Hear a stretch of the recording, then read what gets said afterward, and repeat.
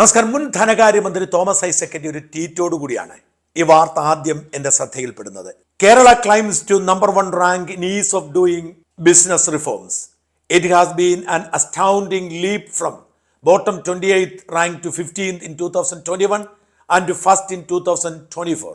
Kerala tops in single window system obtaining utility, LSD and revenue certificates, public distribution and employment exchange. ഏറ്റവും മികച്ച വ്യവസായ സൗഹൃദ സംസ്ഥാനത്തിന് രാജ്യത്ത് ഒന്നാമതെത്തി കേരളം എന്നതായിരുന്നു തോമസ് ഐസക്കിന്റെ ട്വീറ്റ്. അത് കണ്ട് ഞെട്ടാത്തവരായി ആരുമില്ല. ഇന്നിറങ്ങിയ മലയാള മനോരമ ദിനപത്രത്തിൽ ഇത് വാർത്തയായി വന്നിട്ടുണ്ട്. ആ വാർത്ത എങ്ങനെയാണ്? വ്യവസായ സൗഹൃദം കേരളം ഒന്നാമത്, ഒപ്പം ആന്ധ്രയും ഗുജറാത്തും. വ്യവസായ സൗഹൃദ അന്തരീക്ഷവുമായി ബന്ധപ്പെട്ട് കേന്ദ്ര പട്ടികയിൽ കേരളം ആന്ധ്രാപ്രദേശിനും ഗുജറാത്തിനുമൊപ്പം ടോപ്പ് അച്ചീവേഴ്സ് വിഭാഗത്തിൽ 2022 പ്രകടനമാണ് പരിഗണിച്ചിരിക്കുന്നത്. ബിസിനസ് പരിഷ്കാരങ്ങൾ പരിഗണിക്കുമ്പോൾ ടോപ്പ് അച്ചീവേഴ്സ് വിഭാഗത്തിൽ തന്നെ കേരളം ഒന്നാമതാണെന്ന് വ്യവസായ മന്ത്രി പി രാജീവ് പറഞ്ഞു. 30 ബിസിനസ് പരിഷ്കരണ സൂചികകളിൽ 9 എണ്ണത്തിൽ കേരളം ടോപ്പ് അച്ചീവേഴ്സ് 98% മുകളിൽ വിഭാഗത്തിലാണ്. ആന്ധ്ര 5 എണ്ണത്തിലും ഗുജറാത്ത് 3 എണ്ണത്തിലുമാണ് മുന്നിൽ. ഡൽഹിയിൽ സംസ്ഥാന വ്യവസായ മന്ത്രിയുടെ യോഗത്തിൽ കേന്ദ്രമന്ത്രി പീയൂഷ് ഗോയലിൽ നിന്നും പി രാജീവ് പുരസ്കാരം ഏറ്റുവാങ്ങി. സത്യം പറഞ്ഞാൽ സ്ഥിരബോധമുള്ള ഒരു മലയാളിക്കും ഈ വാർത്ത വിശ്വസിക്കാൻ കഴിയില്ല. എത്ര ഉച്ചത്തിൽ പറഞ്ഞാലും, സാക്ഷാൽ മോദി തന്നെ കൈമാറിയാലും ആരും ഇത് വിശ്വസിക്കില്ല. കാരണം ഇവിടെ ബിസിനസ് ചെയ്യുന്നവരെല്ലാം ഓടി രക്ഷപ്പെടുന്നു. നോക്കുകൂലി മുതൽ കൈക്കൂലി വരെ ചുവപ്പ് നാടയിൽ കുടുങ്ങിക്കിടക്കുന്നു. മര്യാദയ്ക്ക് ബിസിനസ് ചെയ്യുന്നവരെ നാട് കടത്തുന്ന കാര്യത്തിൽ സർക്കാരും പാർട്ടിയും ഒരുമിച്ചാണ്. പിന്നെ എങ്ങനെ ഈ പുരസ്കാരം കിട്ടി എന്ന ചോദ്യം പ്രസക്തമാണ്. പുരസ്കാരമേ കിട്ടാത്തതാണോ? പുരസ്കാരങ്ങൾ എന്ന് പറയുന്നത് തന്നെ കണക്കിലെ കളിയാണ്. ചില ആളുകൾക്ക് എന്തുകൊണ്ടാണ് മാധ്യമ പ്രവർത്തകരുടെ പുരസ്കാരം തുടർച്ചയായി കിട്ടുന്നത് എന്ന് നിങ്ങൾ ശ്രദ്ധിച്ചിട്ടുണ്ടോ? പുരസ്കാരം പലപ്പോഴും വളരെ കുറച്ചു പേർക്ക് മാത്രമാവും സ്ഥിരമായി കിട്ടുന്നത്. അതവർ അനധികൃതമായി കൈപ്പറ്റുന്നതല്ല. നേരെ മറിച്ച് പുരസ്കാരത്തിന്റെ മാനദണ്ഡങ്ങൾക്കനുസരിച്ച് അവർ റിപ്പോർട്ട് തയ്യാറാക്കുന്നത് കൊണ്ടാണ്. വികസനോന്മുഖ റിപ്പോർട്ടിംഗ്, അല്ലെങ്കിൽ അന്വേഷണാത്മക റിപ്പോർട്ടിംഗ്, അല്ലെങ്കിൽ ഗ്രാമീണ റിപ്പോർട്ടിംഗ്, അല്ലെങ്കിൽ ധനകാര്യ റിപ്പോർട്ടിംഗ് എന്നൊക്കെ പറഞ്ഞായിരിക്കും പുരസ്കാരം കൊടുക്കുന്നത്. ഇത്തരം പുരസ്കാരങ്ങളുടെ മാനദണ്ഡം ആദ്യമേ പരിശോധിച്ചിട്ട് ആ മാനദണ്ഡങ്ങൾക്കുള്ളിൽ ഒതുങ്ങി നിന്നുകൊണ്ട് റിപ്പോർട്ട് എഴുതുന്നവർക്കാണ് പുരസ്കാരം കിട്ടുന്നത്. എന്നാൽ ഭൂരിപക്ഷം മാധ്യമ പ്രവർത്തകരും ജനങ്ങൾ അറിയാനുള്ള വാർത്തകൾ ചെയ്യുകയാണ്. അവരുടെ മനസ്സിൽ പുരസ്കാരത്തെക്കുറിച്ച് ചിന്തയില്ല. ഇത് തന്നെയാണ് പിണറായിയുടെ സർക്കാരും ചെയ്യുന്നത്. കേന്ദ്ര സർക്കാരിന്റെ പുരസ്കാരം കിട്ടാൻ വേണ്ടി അവർ ഒരുക്കി വെച്ചിരിക്കുന്ന മാനദണ്ഡങ്ങൾക്കനുസരിച്ച് പദ്ധതികൾ നടപ്പിലാക്കും. ഈ പദ്ധതിക്ക് ഫലമുണ്ടോ എന്നൊന്നും പുരസ്കാരം നിർണ്ണയിക്കുന്ന ഉദ്യോഗസ്ഥരും സമിതിയും പരിശോധിക്കില്ല. അവർ സാങ്കേതിക കാര്യം മാത്രമാണ് പരിശോധിക്കുന്നത്.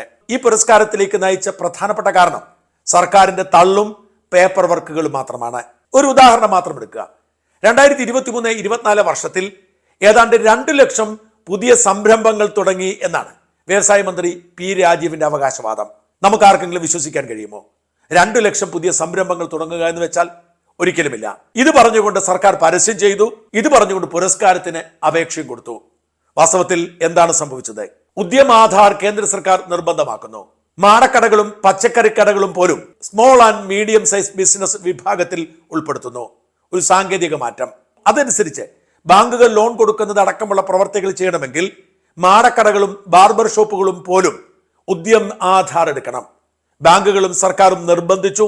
കൂട്ടത്തോടെ ആളുകൾ ഉദ്യമാധാർ എടുത്തു.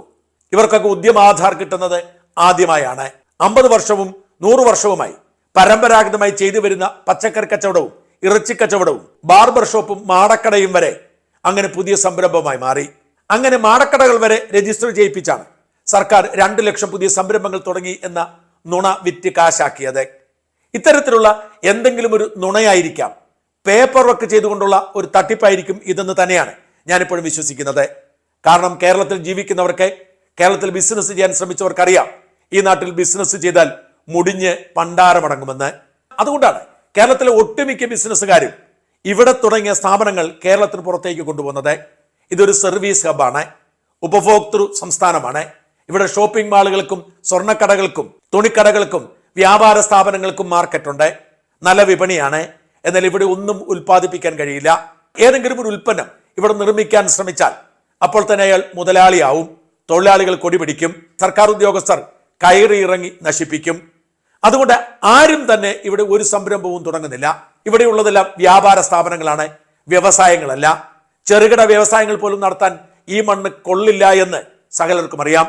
അതുകൊണ്ട് കേരളത്തിന്റെ തൊട്ടടുത്തുള്ള അതിർത്തിയിലെത്തി ഇവർ വ്യവസായങ്ങൾ നടത്തി ഉൽപ്പന്നങ്ങൾ കേരളത്തിൽ വിൽക്കുന്നു. ഇതാണ് ഇവിടെ നടന്നുകൊണ്ടിരിക്കുന്നത്. ഈ അവാർഡ് തട്ടിപ്പിന്റെ യാഥാർത്ഥ്യം BJP നേതാവ് സന്ദീപ് വചസ്പതി വ്യക്തമാക്കിയിട്ടുണ്ട്. സന്ദീപിന്റെ പോസ്റ്റിലുണ്ട് എങ്ങനെയാണ് പിണറായി സർക്കാർ തട്ടിപ്പിലൂടെ ഈ പുരസ്കാരം കൈവശപ്പെടുത്തിയതെന്ന്. രാവിലത്തെ പത്രപാരായണം കഴിഞ്ഞ് എഴുന്നേറ്റത് അഭിമാന വിജൃംഭിതനായാണ്. വ്യവസായ സൗഹൃദ അന്തരീക്ഷത്തിൽ കേരളം ഒന്നാമത് എന്ന വാർത്ത വായിച്ചപ്പോൾ സത്യത്തിൽ അഭിമാനം തോന്നി. കേന്ദ്രമന്ത്രി പീയൂഷ് ഗോയൽ എന്തോ മെമന്റോ കൊടുക്കുന്ന പടവുമുണ്ട്. ഓരോ മലയാളിക്കും അഭിമാനമുണ്ടായി കാണും, സംശയമില്ല. പക്ഷെ അന്തർദേശീയ മലയാള ദിനപത്രങ്ങളിൽ അല്ലാതെ മറ്റെങ്ങും ഇങ്ങനെയൊരു വാർത്തയില്ല. രാജ്യത്തെ മുഴുവൻ മാധ്യമങ്ങളിലും വൻ പ്രാധാന്യത്തോടെ വരേണ്ട വാർത്തയാണിത്. വരാറുമുണ്ട്. ഇനി കേരളം ഗതി പിടിക്കുന്നതിൽ കണ്ണുകടിയുള്ള ഉത്തരേന്ത്യൻ ഗോസായിമാരുടെ അസൂയാണോ വാർത്ത വരാത്തതിന് പിന്നിൽ എന്നും സംശയിച്ചു. അതുകൊണ്ട് മലയാളം വാർത്ത പലതവണ വായിച്ചു. ആണ്ടി നല്ല അടിക്കാരനാണെന്ന് ആണ്ടി തന്നെ പറഞ്ഞു എന്നല്ലാതെ മറ്റാരും അങ്ങനെ പറഞ്ഞതായി അന്തർദേശീയ മലയാള മാധ്യമങ്ങൾ പോലും റിപ്പോർട്ട് ചെയ്തിട്ടില്ല. എന്നാൽ കേരള സർക്കാരിന് കീഴിലുള്ള KICDC ഇങ്ങനെയൊരു പത്രക്കുറിപ്പ് ഇറക്കിയിട്ടുണ്ടെന്ന് Business Standard, Economic Times, Indian Express, Deccan Herald തുടങ്ങിയ കുറെ ലോക്കൽ ഇംഗ്ലീഷ് പത്രങ്ങൾ റിപ്പോർട്ട് ചെയ്യുന്നുണ്ട്. കേന്ദ്ര സർക്കാർ ഇക്കാര്യം അറിയിച്ചിട്ടുമില്ല. ഞാൻ നടത്തിയ അന്വേഷണത്തിൽ മനസ്സിലായ കാര്യങ്ങൾ ഇങ്ങനെ. Department four promotion of industry internal trade നൽകുന്ന ബിസിനസ് റിഫോംസ് ആക്ഷൻ പ്ലാൻ 2022 അവാർഡാണ് കേരളത്തിന് കിട്ടിയത്. അതായത് നിലവിലെ മോശം അവസ്ഥ പരിഹരിക്കുന്നതിന് നടപ്പാക്കിയ പരിഷ്കാരങ്ങളിൽ ഒന്നാമത്. ആകെ 30 ഘടകങ്ങളാണ് പരിശോധിച്ചത്. അതിൽ 9 എണ്ണത്തിൽ ഒന്നാമതെത്തിയത് കേരളമാണ് എന്ന് മാത്രം. അതിൽ തന്നെ ബിസിനസ് കേന്ദ്രീകൃതമായി 2 ഘടകങ്ങൾ മാത്രമാണ് മെച്ചപ്പെട്ടത്. ബാക്കി 7 എണ്ണവും പൗര കേന്ദ്രീകൃതമാണ്. വ്യാവസായിക സൗഹൃദ അന്തരീക്ഷത്തിന്റെ കാര്യത്തിൽ രാജ്യത്തെ സംസ്ഥാനങ്ങളെ കേന്ദ്ര സർക്കാർ 3ആയി തിരിച്ചിട്ടുണ്ട്. അതിൽ 3ആം ഗ്രൂപ്പിലാണ് കേരളം. അതായത് ഏറ്റവും മോശം സംസ്ഥാനങ്ങളുടെ പട്ടിക ഉണ്ടാക്കിയിട്ടുണ്ട്. 3ാമത്തെ ഗ്രൂപ്പ് അതാണ്. ആ ഗ്രൂപ്പിലാണ് കേരളം.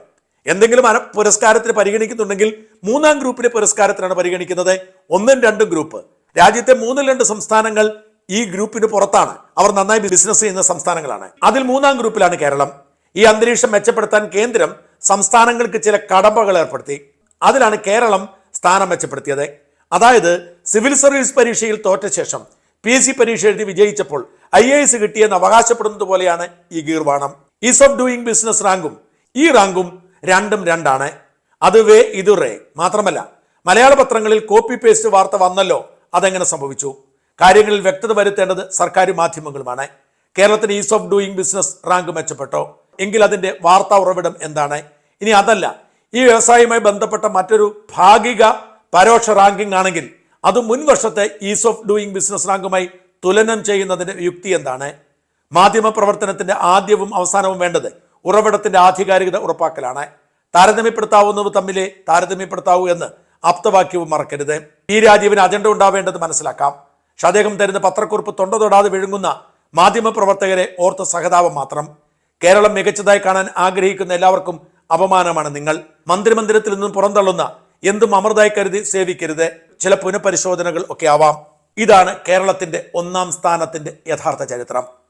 എത്ര വിദഗ്ധമായാണ് P രാജീവും ഈ സർക്കാരും മാധ്യമങ്ങളെയും ജനങ്ങളെയും പറ്റിക്കുന്നത് എന്നതിന്റെ ഏറ്റവും ഒടുവിലത്തെ ഉദാഹരണം മാത്രമാണ് ഈ അവാർഡ് തട്ടിപ്പ്.